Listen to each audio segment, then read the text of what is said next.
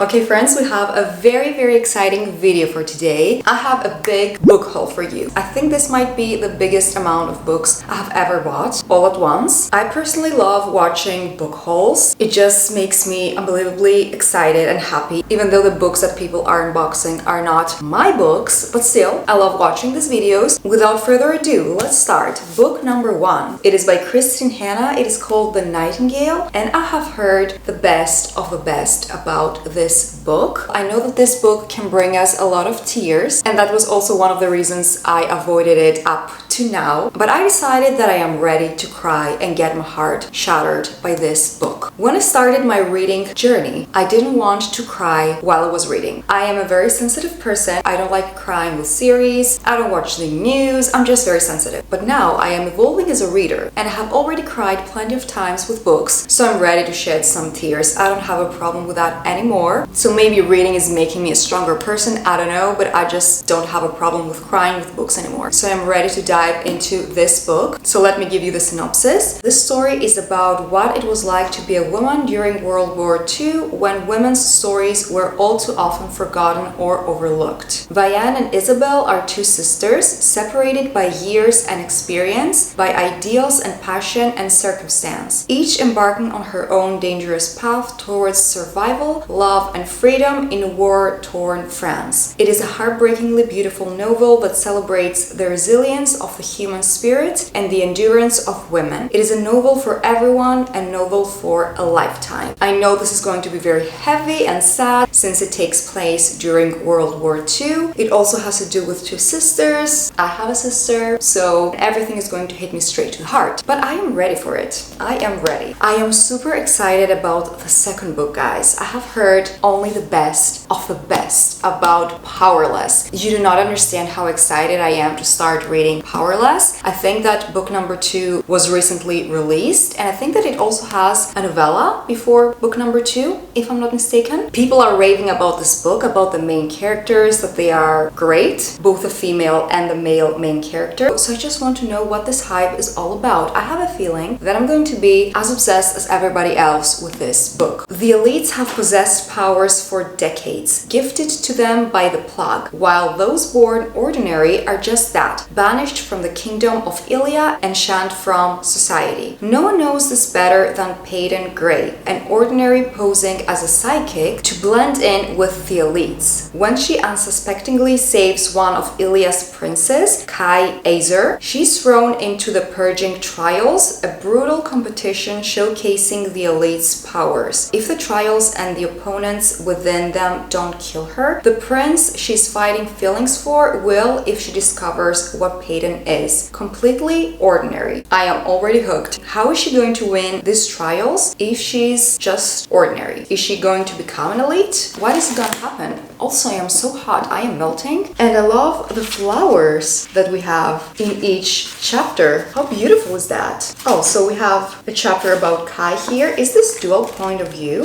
Yes, it is dual point of view. We have Kai and Peyton. I love me a good dual point of view book. I love knowing the thoughts from both main characters. I don't want to know only what the girl is thinking. I want to know what the guy is thinking too. I cannot wait. After reading Just for the Summer by Abby Jimenez and giving it 5 stars and experiencing her writing and just giggling, crying, smiling, laughing with her book, I just had to, guys. I just had to. And please do not come at me. I didn't read the books in the Part of Your World series in the correct order. So I did indeed read Just for the Summer first, but I'm ready to check out the other 2 books now. I am ready. I'm not sure which one goes first. Probably this one, because it is called Part of Your World. But you know, as much as I love fantasy and romantasy, I think it is my favorite genre when it comes to reading. I also love me a good romance from time to time. You know, just like a palate cleanser. When you read too much fantasy, your brain just, it's like information overload, and you just feel like your brain is going to explode, pretty much. So sometimes I want in between fantasy books to read a romance, and Just for the Summer was not just a light, fluffy romance, so I am expecting a lot about these 2 books as well. I'm gonna be honest, I have no clue what these books are all about, so let's have a look. So, Part of Your World. After a wild bet, Alexis Montgomery has had her world turned upside down. The cause Daniel Grant, a ridiculously hot carpenter who's 10 years younger than her, and as casual as they come, the complete opposite of sophisticated city girl Alexis. And yet their chemistry is undeniable. While her ultra-wealthy parents want her to carry on the family legacy of world-renowned surgeons, Alexis doesn't need glory or fame. She's fine with being a mere ER doctor, and every minute she spends with Daniel and the tight-knit town where he lives, she's discovering what's really important. Yet letting their relationship become anything more than a short-term fling would mean turning her back on her family and giving up the opportunity to help thousands of people. Bringing Daniel into her world is impossible, and yet she can't just give up the joy she's found with him either. With so many differences between them, how can Alexis possibly choose between her world and his? Okay, so this is going to be a romance that has an age difference. I had no clue. So let's see what yours truly is all about. God, I am melting. Dr. Brianna Ortiz's life. So we have another doctor here. So all the main characters on Abby Jimenez's books are either doctors or nurses. Didn't know that. So Dr. Brianna Ortiz's life is seriously flatlining.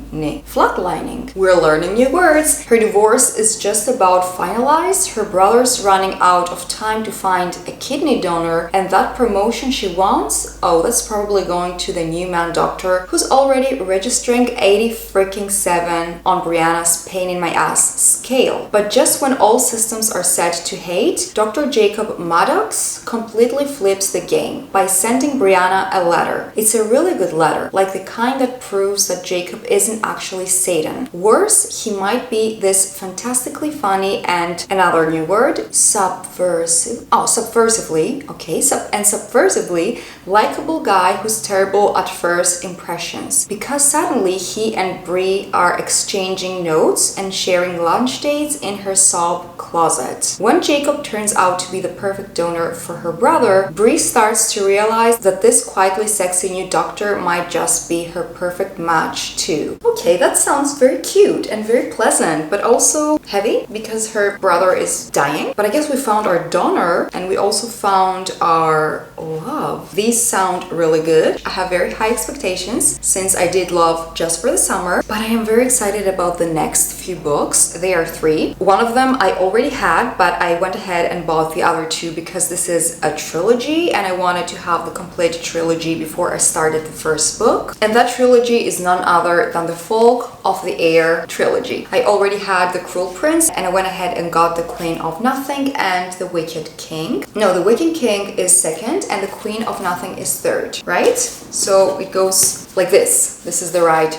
order. But again, I have heard the best of the best about this trilogy. Some people are saying that this is their favorite fantasy series ever. So if they're not saying that ACOTAR or Throne of Glass is their favorite fantasy series and this one is, then I have very high expectations. I mean, books are very subjective, I know. It all comes down to our personal preferences and taste, but I have very high expectations. I'm not gonna lie, I am expecting some really good fantasy elements and romantasy situations in these books. Of course, I want to be like them. They're beautiful as blades, forged in some divine fire, and Carden is even more beautiful than the rest. I hate him so much that sometimes when I look at him I can hardly breathe. One terrible morning, Jude and her sisters see their parents murdered in front of them. The fearsome assassin abducts all 3 girls and brings them to the world of fairy. Mocked and tormented for being merely mortal, Jude soon realizes that to survive in the treacherous, dangerous world of the royal court, she needs to be as cunning and deceitful as the Fae themselves.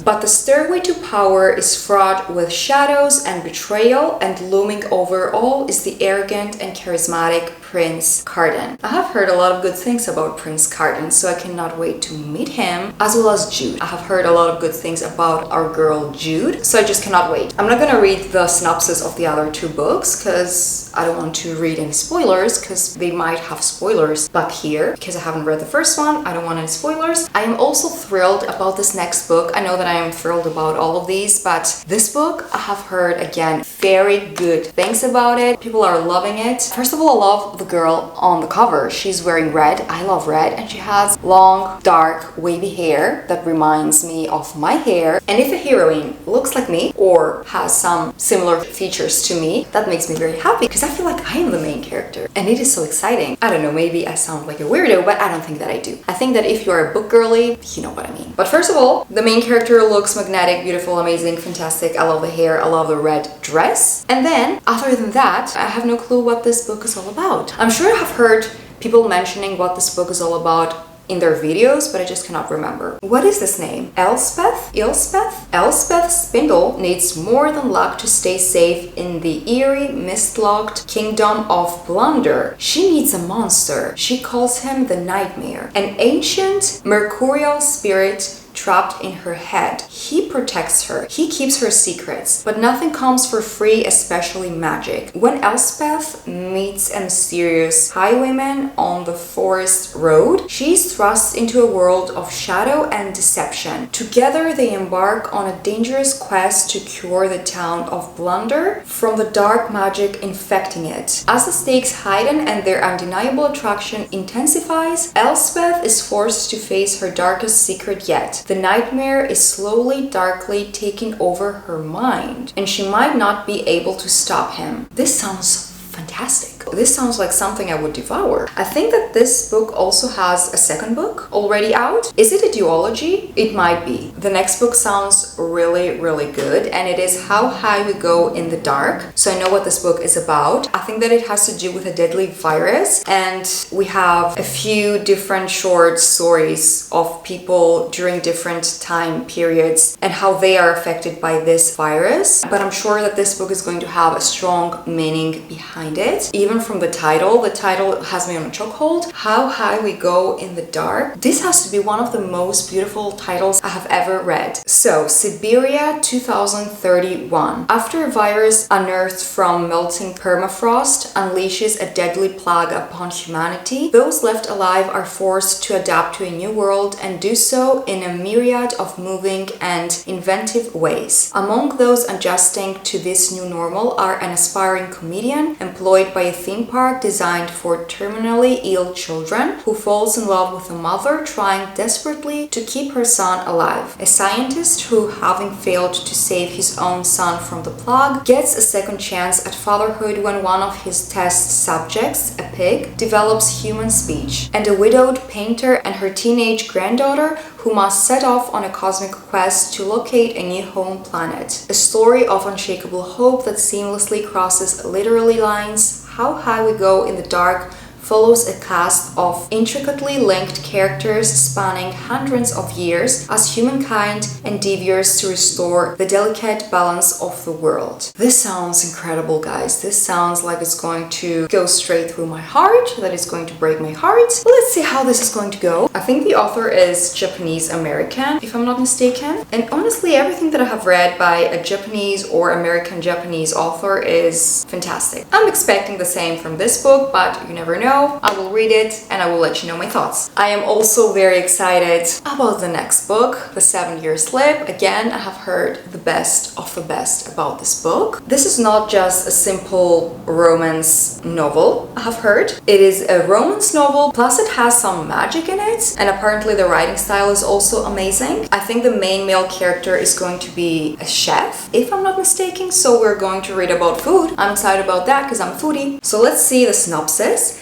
6 months ago, Clementine West had the worst day of her life. So she came up with a plan to keep her heart safe, stay busy, work hard, take no risks. And it's been working. That is until one day she finds a strange man standing in her kitchen. A man with kind eyes, a crooked smile, and a recipe for the perfect lemon meringue pie. The kind of man that before everything she could have fallen for. He's perfect, but for one thing. He lives in the past. 7 years ago to be exact. This should be impossible, but Clementine used to love impossible things. And maybe, just maybe, she will again. I'm gonna say it again. I am so excited. This sounds so sweet, romantic, maybe a little bit sad as well, because I don't know, will we have a happy ending? Because the guy lives 7 years in the past, so how is this going to work out? But since this book already has magic in it, I'm pretty sure they will find a way to be together. Okay, my camera died, but we're back. Apparently I talk a lot. I am very excited. Again, how many times have I said that I am excited? But I am thrilled about the last book that I have here for this haul. It is Divine Rivals by Rebecca Ross. I have heard so many good things about this book. First of all, I love the cover. It just reminds me of cute, cozy, heartwarming animation. I would love to watch an anime like this. If you know any animes that are like this type of vibe, let me know. I think this is a duology, and I've heard a lot of people say that they don't like the second book. I feel like sometimes reviews can affect my opinion. Not always, but sometimes. Because there are times that I get very excited about a book and then I get let down by it. And if I wasn't that excited from the beginning, maybe I wouldn't be that let down. Does it make sense? But let's read the synopsis. When two rival journalists find love through a magical connection, their fate depends on their facing the depths of hell together. After centuries of sleep, the gods are warring again. Expelled into the middle of a mystical war, magical typewriters in tow, can Iris, Winnow, and Roman, Kit's unlikely bond withstand the fight for the fate of mankind and, most importantly, love? So to my understanding, this book is going to be about these two people, the girl and the boy, and they are using typewriting machines, and the machines are magical and they send each other letters. I don't know, I have a feeling that this is going to be romantic and sweet, but it will also have, you know, that darkness lingering, since we will have, you know, gods going into war, I guess. So I'm not really sure about what I will end up meeting inside